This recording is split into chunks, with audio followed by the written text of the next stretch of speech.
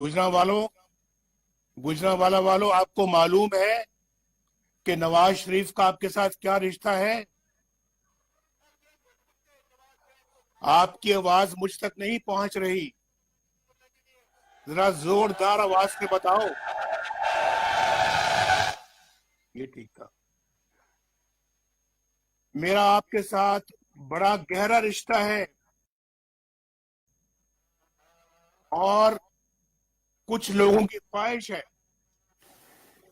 कि मेरी आवाज आप तक ना पहुंचे और आपकी आवाज मुझ तक ना पहुंचे, लेकिन वो अपने मकासद में, अपने मजमूम मकासद में नाकाम रहेंगे, क्योंकि मेरा आपके साथ बड़ा गहरा रिश्ता है, बड़ा अनमोल रिश्ता है।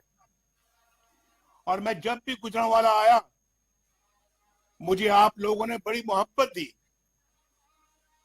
और आज तो आपने, गुजरांवाला ने कमाल कर दिया है, कमाल। मैं इस मोहब्बत की गरमाइश हजारों मील दूर महसूस कर रहा हूं। गुजरांवाला ने हमेशा नवाज शरीफ के साथ वालेहाना मोहब्बत की है। आज तो आप बेमिसाल मोहब्बत का सबूत दे रहे हैं। और आज आपको मालूम है कि 3 साल के बाद आज मैं आपसे मुखातिब हो रहा हूं। इन 3 सालों में बहुत कुछ बदल गया।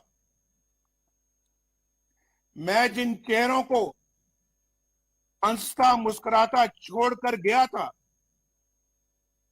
वो चेहरे आज मुझे उदास नजर आ रहे हैं।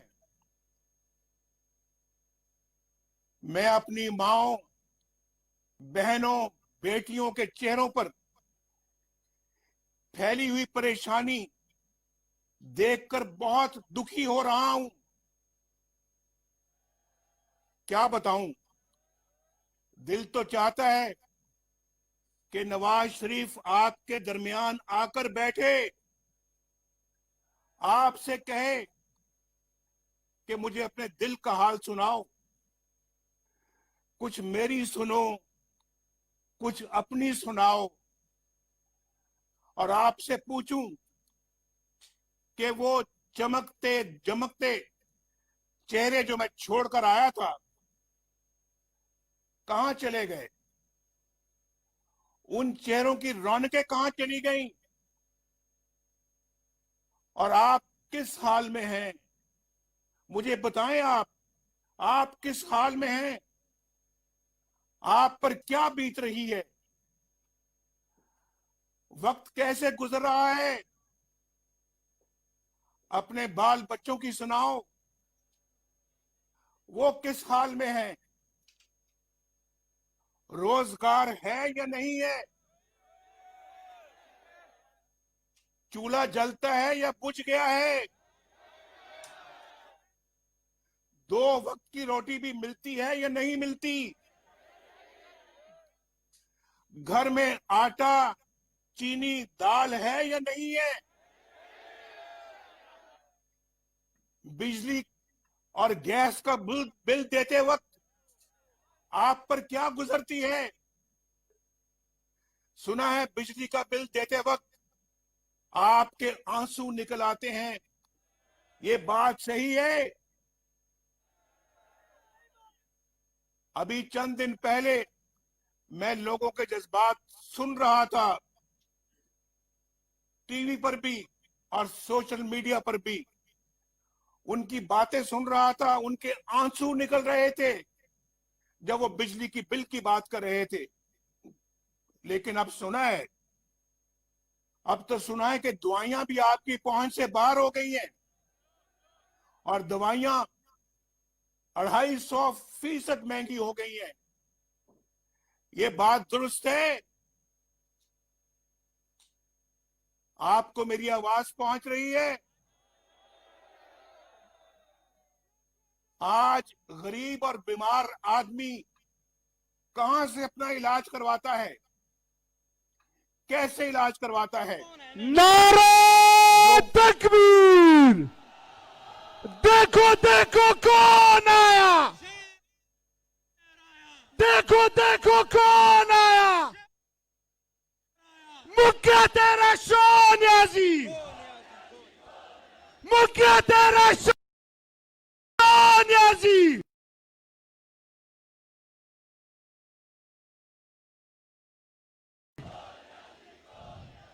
मुक्या तेरा शोन याजी। पीडीएम जिंदाबाद, पीडीएम, पीडीएम, पीडीएम। खादे मिलत इस्लामी हजरत मौलाना फजलुर रहमान, बिलावल भुट्टो साहब, मरियम नवाज साहिबा।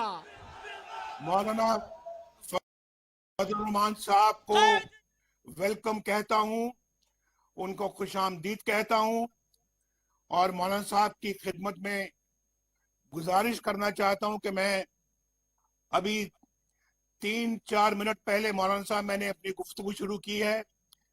मुझे बहुत खुशी है कि आप तशरीफ ले आए हैं और मैं आपको दिल की गहराइयों से आपको खुशामदीद कहता हूं अपनी तरफ से भी और ये पीडीएम के जलसे की तरफ से भी और पूरे पंडाल की तरफ से भी। तो मैं बात कर रहा था कि आज तो दवाइयां भी पहुंच से बाहर हो गई हैं और गुर्दे के मरीज, गरीब मरीज डायलिसिस भी नहीं करा सकते जो हमारे जमाने में मुफ्त था। और आज सुना है कि 5,000 रुपए वसूल किए जाते हैं इन परेशान हाल गुर्दों के मरीजों से। ये किधर जाए? इस महंगाई के तूफान में तो आज बच्चों को स्कूल भेजने के लिए भी आपके पास पता नहीं फीस है या नहीं है, इलाज कहां से कराएंगे, और बच्चों की किताबों और कपड़ों के लिए पैसे हैं या नहीं है।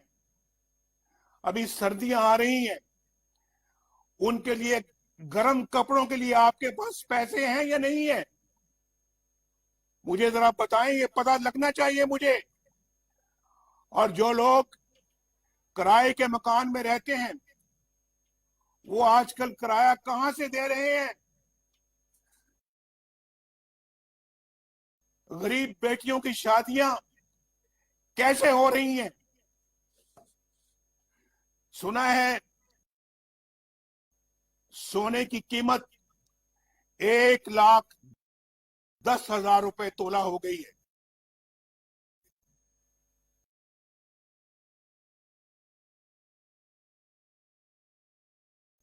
कोई मुझे बताएगा कि बच्चियों के हाथ कैसे पीले होंगे,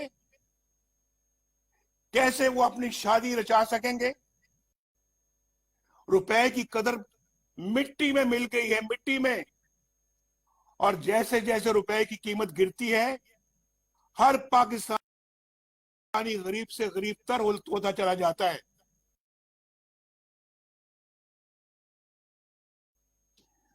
बाजार में 100 रुपए लेकर जाने वाला शख्स मुझे बताए कि 100 रुपए में क्या मिलता है, 100 रुपए में कुछ आता भी है या कुछ खरीदा भी जाता है या नहीं।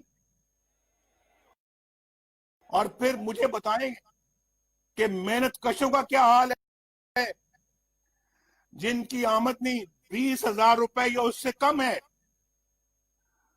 वो कैसे जिंदगी गुजार रहा है, वो कैसे गुजारा कर रहा है। जो कहते थे हम 1 करोड़ नौकरियां देंगे, उन्होंने तो 1.5 करोड़ लोगों को बेरोजगार कर दिया है। मैंने तो अभी 20,000 रुपए वाले आमदनी के लोग इन मुसीबतों में गिरफ्तार है। मेरी रातों की नींद चली जाती है जब मुझे ये ख्याल आता है कि आपके बच्चे भूखे सोते हैं, मेरा दिल रोता है जब बिजली का बिल आप पर बिजली बनकर गिरता है। आपको पहुंचाया जाने वाला हर जख्म नवाज शरीफ के दिल पर लगता है। अभी 3-4 रोज पहले मुझे मालूम हुआ कि रोटी 10 रुपए कर दी गई है। क्या ये बात दुरुस्त है? मेरे भाइयों मुझे बताओ, रोटी वाकई 10 रुपए कर दी गई है? भाई 71 साल लगे, ये गौर से सुनो मेरी बात, 71 साल लगे आटे को 35 रुपए किलो तक आते आते। यानी 71 सालों में आटा जो है वो 35 रुपए किलो तक पहुंचा, और सिर्फ पिछले 2 सालों में ये 35 से 75 रुपए हो गया है। मुझे बताएं कि कहां 75 साल, कहां 71 साल, और कहां सिर्फ ये 2 साल। और आज मुझे बताएं कि किस तरह से गरीब गुजारा करता है एक मजदूर या बेरोजगार। एक वक्त में 2 रोटियां भी खाए तो महीने के 1200 रुपए कहां से लाए? और जिसके घर में 6 लोग हों खाने वाले, वो 7,000 रुपए सिर्फ रोटी के लिए, सिर्फ रोटी के लिए कहां से लेकर आएगा? जबकि दालें और सब्जियां भी इस कदर महंगी हो गई हैं कि वो पहुंच से भी बाहर हो गई हैं।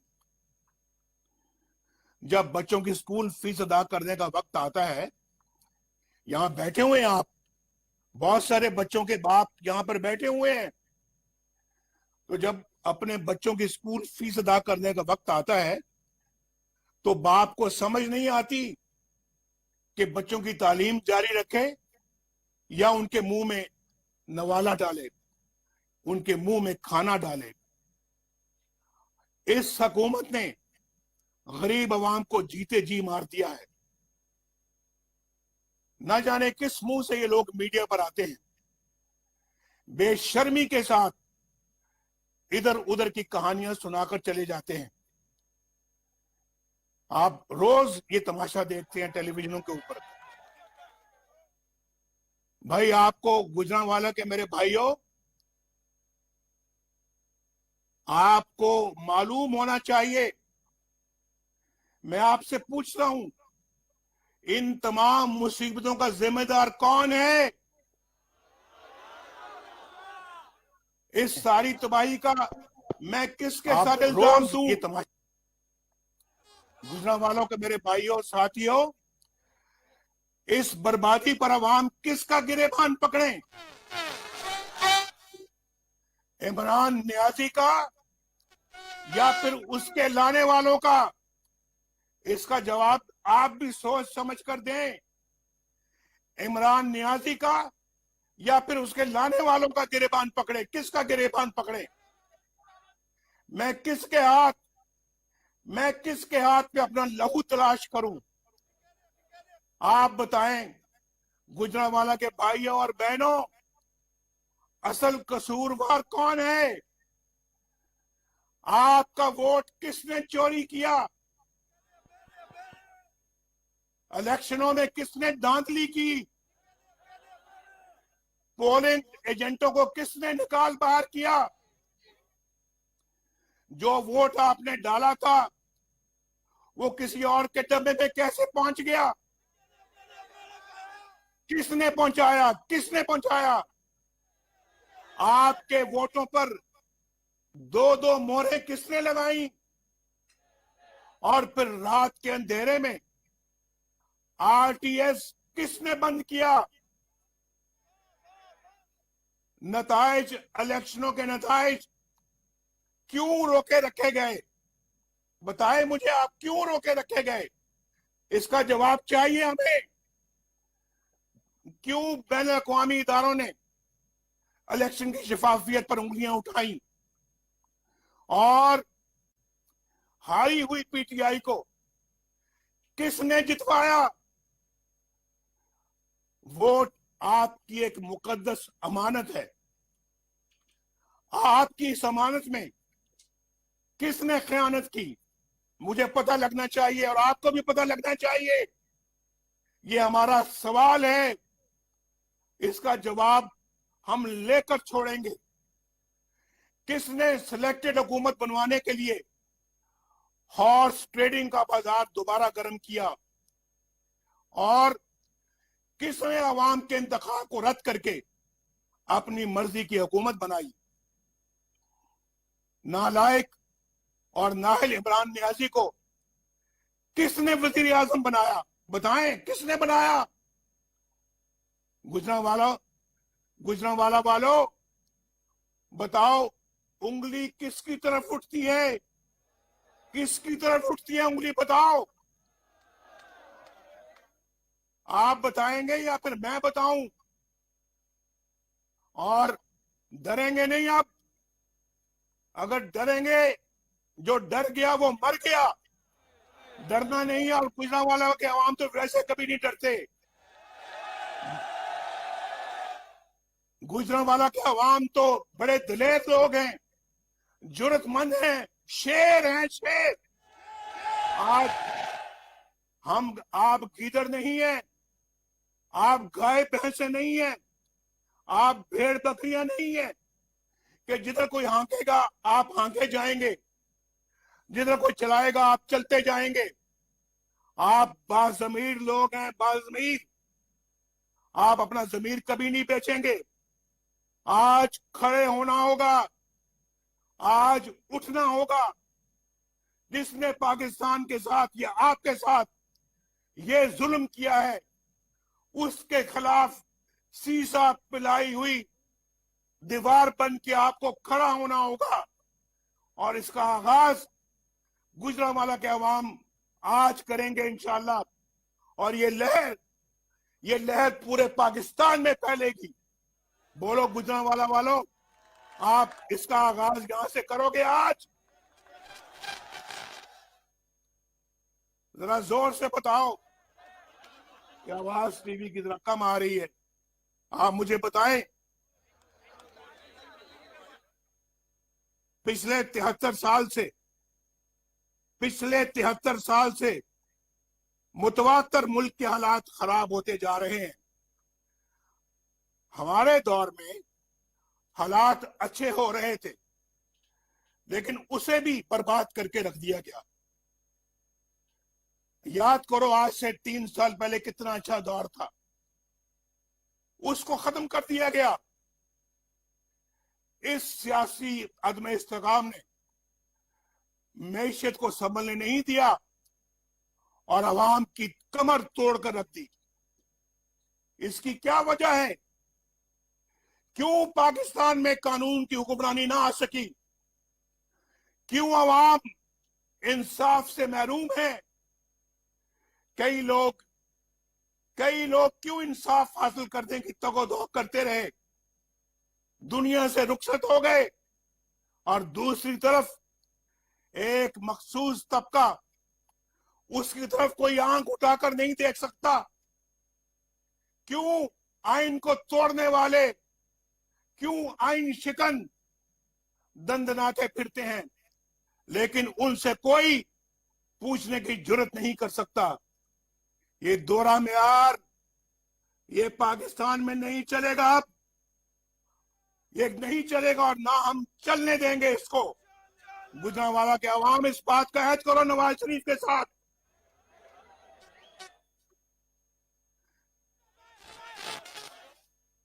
आवाज जरा जब नहीं आती ना, फिर होगा कोई मसला है इसमें। आपका जो रिस्पॉन्स है, आपका जो दोहरा मेयार, वो मुझ तक सही तरह से आपकी आवाज नहीं पहुंच रही। मेरी आवाज आप तक पहुंच रही है या नहीं पहुंच रही? बताओ, हाथ खड़ा करके बताओ, पहुंच रही है आवाज? आपकी आवाज मुझ तक नहीं पहुंच रही, लेकिन अगर मेरी भी पहुंच रही है तो ठीक है, अच्छी बात है। मुझे बताओ, कि यहां पे एक डिक्टेटर को आइन शिकनी पर सजा मिली, लेकिन उस अदालत को भी उड़ा दिया गया हवा में। और दूसरी तरफ आपके मुंतखब नुमाइंदों से हमेशा बुरा सलूक किया जाता है। क्यों क्यों आपके मुंतखब वज़ीर आज़म के साथ तज़ीक आमेज सलूक किया जाता है? क्यों उन्हें काम नहीं करने दिया जाता? क्यों आपके मुंतखब वज़ीर आज़म को अपने 5 साल पूरे नहीं करने दिए जाते? क्यों जगह जगह उनके रास्ते में रोड़े अटकाए जाते हैं? कभी धरना करवाकर रास्ता रोका जाता है, कभी डॉन लीक्स बनाकर, और कभी रिजेक्टेड कहकर वजीर आजम के अहकामात को रद्द कर दिया जाता है। मैं हैरान होता हूं कि जितना वक्त इन आइन तोड़ने वालों ने साजिशों पर जाय किया, उसका आधा वक्त भी अगर दिफा पर सर्फ किया जाता तो मुल्क बहुत सी कबातों से बच जाता। उसके बाद क्या होता है? उसके बाद पनामा की साजिश होती है। पनामा का कोई और मकसद नहीं था, सिर्फ एक कि मुल्क को कमजोर करना और हुकूमत को गिराना, नवाज शरीफ को निकलवाना, नवाज शरीफ को डिस्क्वालीफाई करना। इस सब के बावजूद हमने अल्हम्दुलिल्लाह इन धरनों के बावजूद, इन मुश्किलात के बावजूद, आप गवाह हैं गुजरांवाला वालों, ना सिर्फ हमने काम करके दिखाया बल्कि दुनिया से भी अल्लाह के फजलो करम से अपना लोहा मनवाया। अल्हम्दुलिल्लाह हमने सस्ती बिजली बनाकर पाकिस्तान को अंधेरों से निकाला, मुल्क में अमन कायम किया, दहशतगर्दी खत्म की, कारोबार चलना शुरू हो गया और गुर्बत और बेरोजगारी खत्म होना शुरू हो गई। अस्पताल, स्कूल और यूनिवर्सिटियां बन रही थी, मोटरवेज और हाईवेज बन रहे थे। आज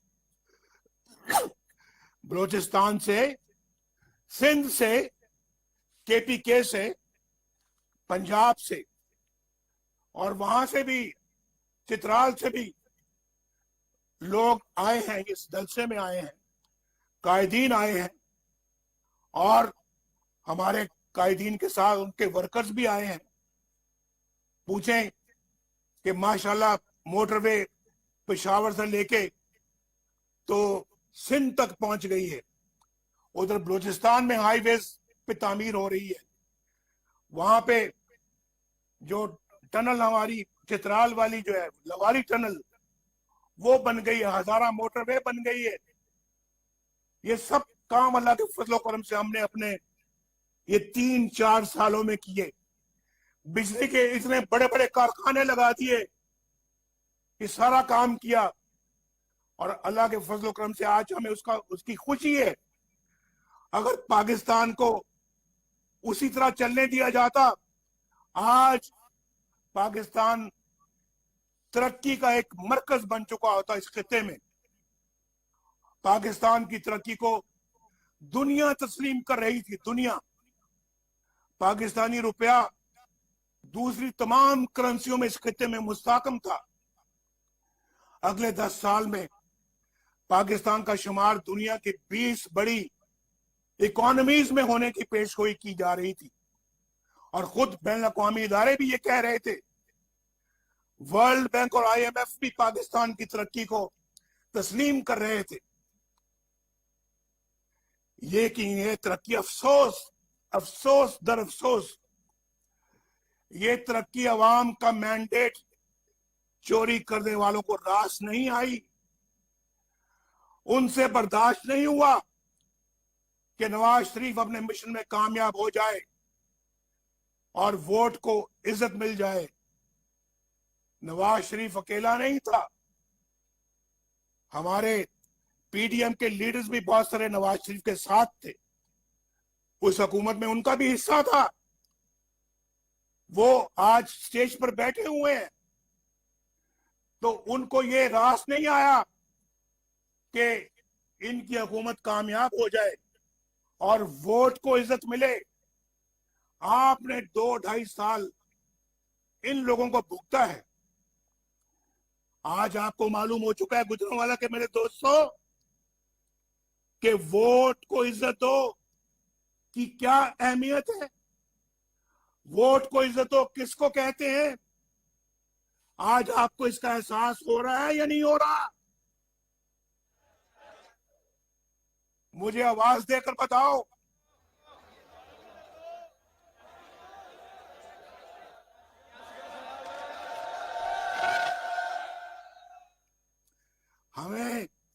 हमें ये गद्दार करार देते हैं। हमें ये गद्दार करार देते हैं। ये कोई नई बात नहीं है, गुजरांवाला को परेशान ना होना। ये कोई नई बात नहीं है। पाकिस्तान के बनने से लेकर आज तक डिक्टेटरों ने सियासतदानों को इन्हीं तमगों से नवाजा है।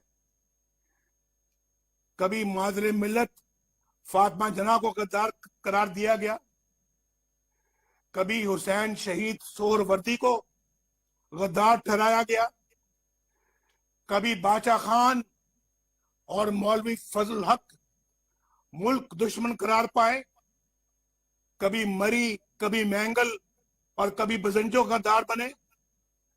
और जब ये इल्जाम मशरकी पाकिस्तान में शेख मुजीबुर रहमान पर लगाया गया तो उसके नतीजे में मशरकी पाकिस्तान बांग्लादेश बन गया।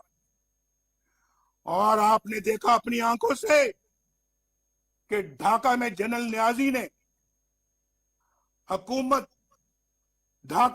नियाजी ने दुनिया की तारीख में पहली बार खुलेआम इंतहाई जिल्लत आमेज इस तरीके से हथियार डाले।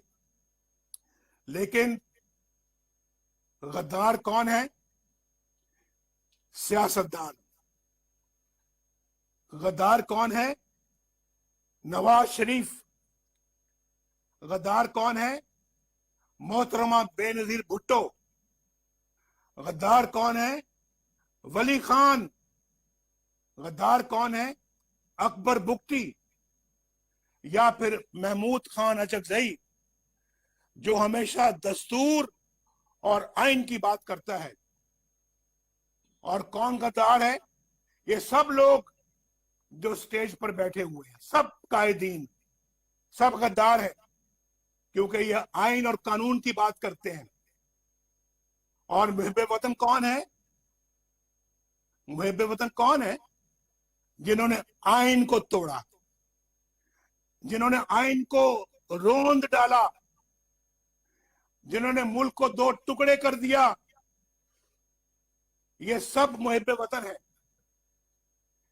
मेरे गुजरांवाले के भाइयों और बहनों, तारीख और हकायक बड़े तल्ख हैं, लेकिन पाकिस्तान एक अमन पसंद मुल्क है।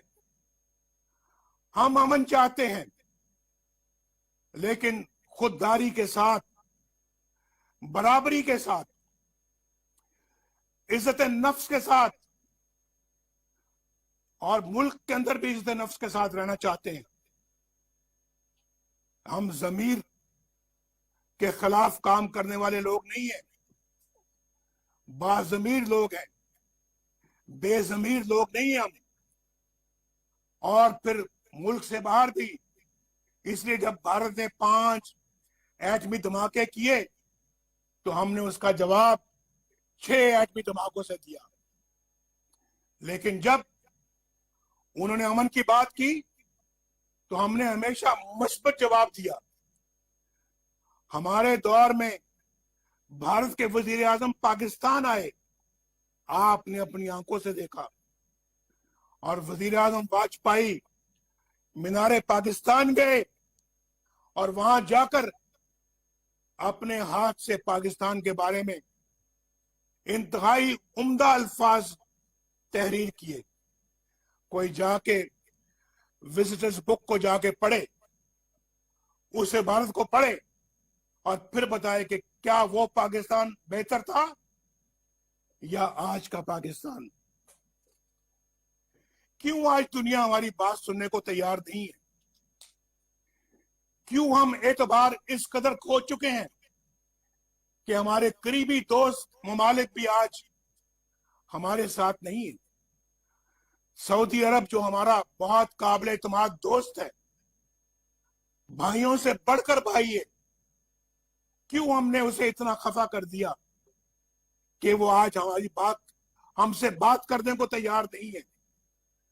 तमाम तर अक़वाम मुत्तहिदा की करारदादों के होते हुए भी क्यों हम आज निहत्ते कश्मीरियों पर होने वाले मजालिम के खिलाफ आवाज उठाने के काबिल नहीं है? भारत ने यकतरफा तौर पर कश्मीर को अपना हिस्सा करार दे दिया। क्यों हम एक करारदाद भी पेश नहीं करवा सके? उल्टा अपने ही वजीर आजम आजाद कश्मीर पर गद्दारी का मुकदमा दर्ज करा दिया। ये क्या है? क्या ये आपको जमीर फरोशी कबूल है? ये कश्मीर फरोशी क्या ये आपको कबूल है? मैंने अपने 35 साल सियासी कैरियर में, गुजरांवाला के दोस्तों, इससे ज्यादा करप्ट हुकूमत नहीं देखी। इनका तरीका वारदात ये है कि झूठ इतना बोलो कि लोग सच समझना शुरू हो जाए, दूसरों पर इल्जामात की इतनी बौछार करो कि उनके अपने करतूतों से तवज्जो हट जाए, और इस आड़ में ये खुद करप्शन का बाजार गर्म किए रखें। अल्लाह ताला का बड़ा शुक्र है, गुजरांवाला के भाइयों दोस्तों, आपको इस बात पे फख्र होना चाहिए कि मुस्लिम लीग नून की हुकूमत के 5 सालों में कोई करप्शन का स्कैंडल सामने नहीं आया, जबकि इन लोगों के आए दिन करप्शन स्कैंडल सामने आ रहे हैं, और स्कैंडल भी वो जिनके जरिए अवाम के, आपके अरबों खरबों रुपए लूट कर ले गए। इमरान न्याजी, कौन नहीं जानता कि इस करप्शन में तुम खुद मुलविस हो? तुम क्या समझते हो तुम कि साकिब निसार का एनआरओ लेकर तुम पाक साफ हो गए हो? तुम्हें बनी गाला और लाहौर में जमान पार्क की अरबों रुपए की जायदाद की रसीदें देनी पड़ेंगी। तुम क्या समझते हो कि साकिब निसार का एनआरओ लेकर अलीमा खान हिसाब देने से बच जाएंगी? क्या अरबों की फंड रेजिंग के मामला बिला तहकीक ही रह जाएंगे? तुम क्या समझते हो कि फॉरेन फंडिंग केस पर कोई तुमको एनआरओ दे सकेगा, जबकि तुम्हारी अपनी पार्टी के लोग खुद तुम्हारी करप्शन के गवाह हैं? जवाब दो, तुमने वजीर आजम की कुर्सी पर बैठकर चीनी बरामद करने की इजाजत कैसे दे दी और क्यों दे दी? चीनी के जखायर तो इतने नहीं थे कि एक्सपोर्ट हो सकती है, बरामद हो सकती। उसका नतीजा क्या निकला? 52 से चीनी की कीमत जो है 52 रुपए से 110 रुपए किलो हो गई। लेकिन तुमने परवाह नहीं की ताकि तुम्हारे एटीएम अवाम के खरबों अरबों लूट सके। आपका फर्ज बनता है, पाकिस्तान के रहने वालों, गुजरांवाला के रहने वालों, आपका फर्ज बनता है कि आप इसका हिसाब लो। ये अरबों खरबों आपके हैं, आपकी जेब से ये पैसा निकला है, और इमरान खान और उसके हवारियों के जेबों में गया है और उसने लोगों को भगा दिया है। ये अरबों खरबों है, इस पे खामोश बैठना जुर्म है, जुल्म है, ज्यादती है। तुमने आज तक इमरान खान कोई ऐसा इकदाम नहीं किया जिससे चीनी की कीमत में कोई कमी हो सके। हम इसको चीनी की कीमत को 50-52 रुपए छोड़ के गए थे, 2 सालों में 100 रुपए से ऊपर चली गई है। गुजरांवाला के मेरे भाइयों, आपको मेरी बातें समझ में आ रही हैं या नहीं आ रही? तुम्हें इन भारी कीमतों के नीचे दबे हुए अवाम की इमरान नियाजी कोई परवाह नहीं है, ना थी ना है। तुम्हारा वजीर अद्वियात की कीमत में बेहिसाब इजाफा करके चलता बना, अवाम के अरबों लुट गए और तुम्हें इसकी कोई परवाह नहीं। और फिर जनरल आसिम सलीम बाजवा, जो कि पाकिस्तान की हुकूमत गिराने, बलोचिस्तान की हुकूमत गिराने और सेनेट के इंतखाबात चोरी करने के जुर्म में संगीन गद्दारी यानी आर्टिकल 6 का मुजरिम भी है, उसके बेहिसाब असासे सामने आ चुके हैं, मगर कोई तफ्तीश शुरू नहीं हो सकी।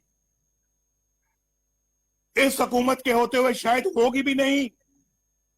नैब का वतीरा तो इल्जाम और सबूत के बगैर ही उठाकर ले जाना है। ये शख्स क्यों खुलेआम दंदनाता फिर रहा है? जवाब दो इमरान नियाजी, क्यों फिर रहा है? और आज भी वो चेयरमैन सीपैक बना हुआ है। किस मुंह से ये सीपैक की सरमाई कर रहा है?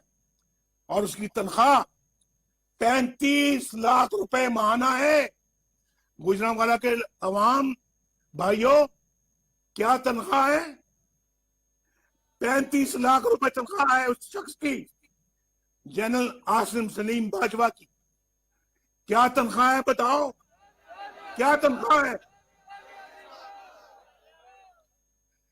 इस हुकूमत ने कोई काम नहीं किया, लेकिन करप्शन का एक के बाद दूसरा स्कैंडल सामने आ रहा है।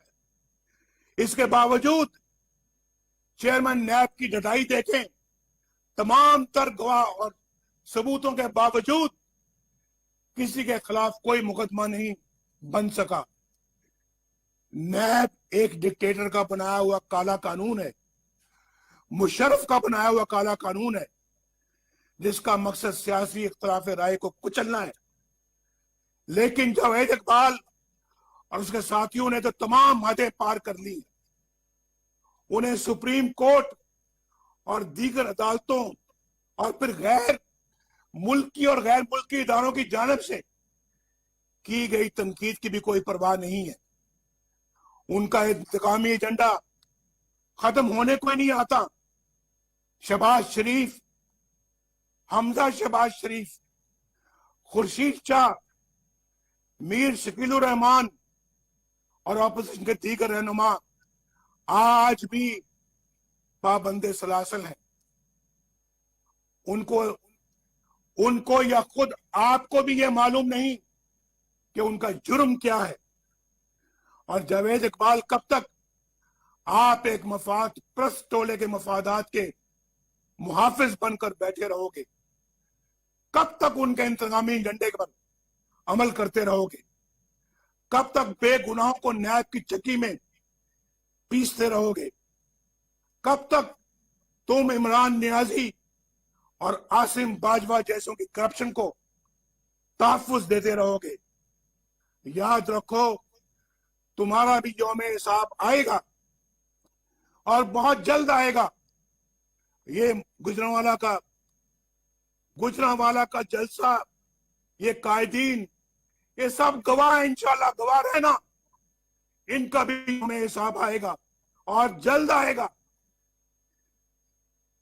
मेरे भाई और बहनों, आइन से इजराफ सिर्फ माशाल्लाह की शक्ल में नहीं होता। हर आइन शिकनी इंतहा दर्जे की संगीन होती है। लिहाजा जब जबरदस्ती मीडिया का मुंह बंद कर देते हैं, ये भी आइन शिकनी है। जब आप केबल ऑपरेटर्स को हरासा करके अपनी मर्जी के चैनल चलवाते हैं, तो ये भी आइन शिकनी है। जब आप जजों से जबरदस्ती मनपसंद फैसले लिखवाते हैं, तो ये भी आइन शिकनी है। आप अवाम का मैंडेट चोरी करते हैं और एक नाअहल तरीन शख्स को वज़ीर आज़म बनवा देते हैं, तो ये बदतरीन आइन शिकनी है। याद रखिए, एक आइन तोड़ने वाले शख्स के साथ साथ वो तमाम लोग भी आइन शिकनी के मुर्तकिब होते हैं जो उसकी मदद करते हैं या उसका हुक्म मानते हैं। गुजरांवाला के मेरे भाइयों बहनों, आज आपकी तमाम तर परेशानियों और तकलीफों का जिम्मेदार वही लोग हैं जिन्होंने आपको अपने जाती मफादात और इख्तियारात की भीन चढ़ाया है। यही वो लोग हैं जो तमाम मसाइल के जिम्मेदार हैं, और यही वो लोग हैं जो अपने मफादात के लिए पाक फौज को मुतनाज़ा बनाने के दरपे हैं। हम नहीं, अवाम नहीं, ये हैं वो चेहरे जो पाक फौज को बदनाम करते हैं और मुतनाज़ा करते हैं। नवाज शरीफ का उन बहादुर कौम के बेटों और सिपाहियों को सलाम जो फलक पोश पहाड़ों और सरहदों पर अपनी जानों का नजराना पेश करते हैं। कल ही वजीरिस्तान और बलूचिस्तान में 20 शहादतें हुई। कौम का हर फर्द सोगवार है। मेरे ये मुजाहिद भाई और बेटे, ये शहीद और शोहदा, ये फौज की इज्जत बनाते हैं, ये कौम की इज्जत बनाते हैं। इन्हें कौम सलाम पेश करती है। इनकी माओं को, इनके वालिदैन को कौम सलाम पेश करती है। तुम कौम के हीरो हो। नवाज शरीफ तुम्हारा एहसान मंद है। कौम तुम्हारी ममनून है। कौम तुम पर फख्र करती है। मगर चंद लोग कहते हैं कि हम आइन और कानून के ताबे हैं और सियासत में हिस्सा नहीं लेते। तो फिर मेरा सवाल ये है कि वो कौन लोग थे जिन्होंने प्राइम मिनिस्टर हाउस पे चढ़ाई करके नवाज शरीफ को गिरफ्तार किया था, हुकूमत को तोड़ा था और उठा के नवाज शरीफ को काल कोठरी में डाल दिया था? वो कौन लोग थे जिन्होंने 4 दफा मुल्क में मार्शल लगाया? कौन थे वो लोग? और वो कौन लोग हैं जिन्होंने स्टेट अबव द स्टेट बना ली हुई है? कौन इसका जिम्मेदार है? मुल्क में 2 मुतवाजी हुकूमतों का कौन जिम्मेदार है? जैसे शौकत अजीज सिद्दीकी जो कह रहे हैं, उसका कौन जिम्मेदार है? मेरे पास वो वीडियो है जो किसी वक्त मैं आपको सुनाऊंगा इंशाअल्लाह। मैं ट्विटर पे फिर डालूंगा, उसको आप सुनिएगा वो क्या कह रहा है। जैसे काजी फायदी साहब और उनके अहले खाना के साथ होने वाली नाइंसाफियों का कौन जिम्मेदार है? इस मीडिया की जुबानबंदी का कौन जिम्मेदार है? सेनेट के इंतखाबात पर डाका डालने का कौन जिम्मेदार है? इलेक्शन से पहले जोड़ तोड़ और हॉर्स ट्रेडिंग का कौन जिम्मेदार है? सहाफियों को अगवा करके तशद्दुद करने का कौन जिम्मेदार है? इमरान नियाजी की इस नाअहल हुकूमत की तबाहकारियों का कौन जिम्मेदार है? जनरल कमर जावेद बाजवा साहब, ये सौगात आप ही की दी हुई है। आप ही इस मुसीबत की मारी कौम की परेशानियों का मूजिब है।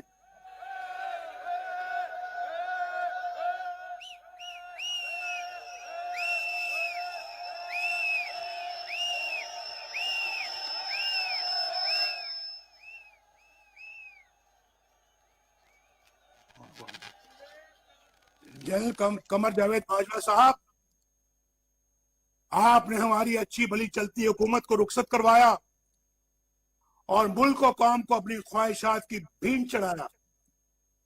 मेंबरान पार्लियामेंट की खरीदो फरोख्त, जिससे हम अरसा दराज से जान छुड़ा चुके थे, दोबारा आपने शुरू करवाई। जजों से जोर जबरदस्ती से फैसले आपने लिखवाए।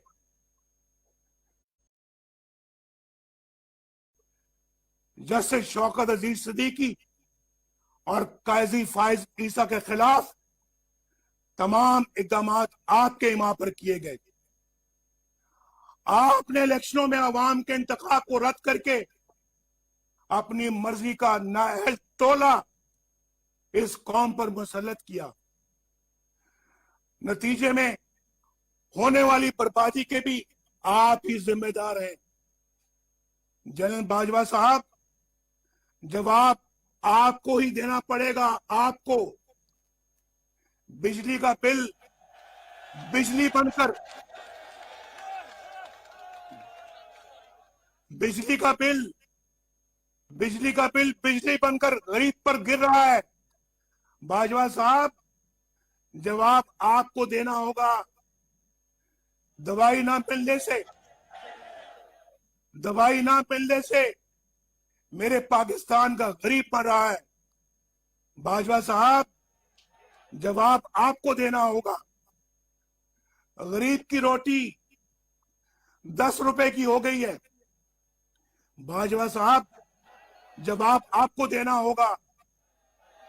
इन गरीबों के बहते हुए आंसुओं के जिम्मेदार आप हैं। बाजवा साहब, आप इन गरीबों के बहते हुए आंसुओं के जिम्मेदार आप हैं। जवाब आपको देना होगा। इन हंसते मुस्कुराते चेहरों पर उदासी है, वीरानी है, परेशानी है। बाजवा साहब, जवाब आपको देना होगा। 1.5 करोड़ लोग बेरोजगार हो चुके हैं। बाजवा साहब, जवाब आपको देना होगा। आटा और चीनी चोर अवाम के सैकड़ों अरब रुपए लूट कर चलते बने और हुकूमत ने कीमत काबू में लाने के लिए कुछ नहीं किया। बाजवा साहब, हिसाब आपको देना होगा। आपको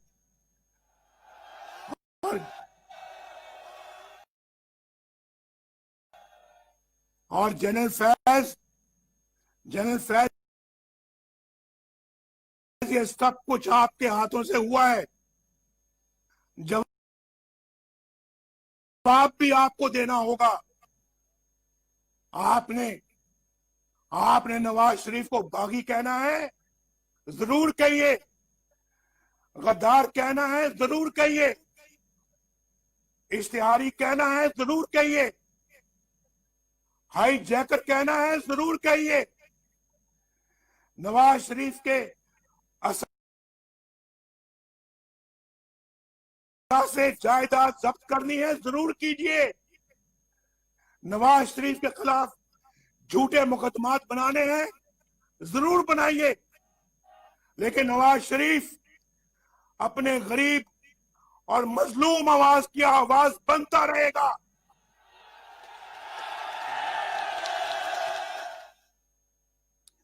नवाज शरीफ आपके वोट को इज्जत दिलाकर रहेगा इंशाअल्लाह।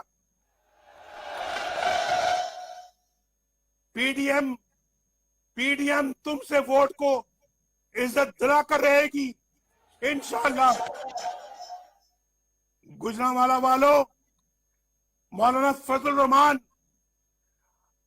वोट को इज्जत दिलाकर रहेगा।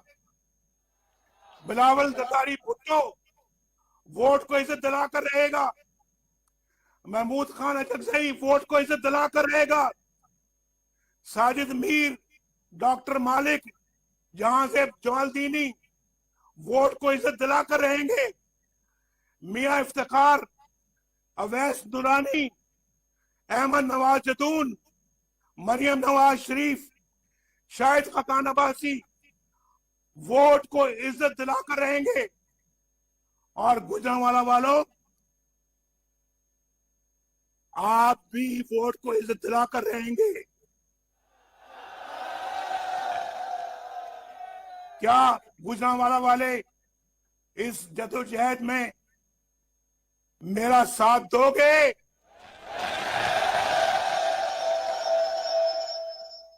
पीडीएम का साथ दोगे? क्या पाकिस्तान हमारा साथ देगा? ये वादा है आपका, गुजरांवाला वालों को वादा है आपका। नवाज शरीफ के साथ वादा कर रहे हो, दोनों हाथ खड़ा करके वादा करो, क्या साथ दोगे?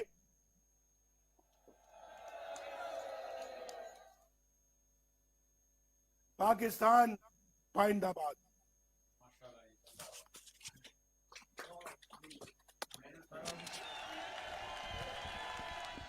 शेर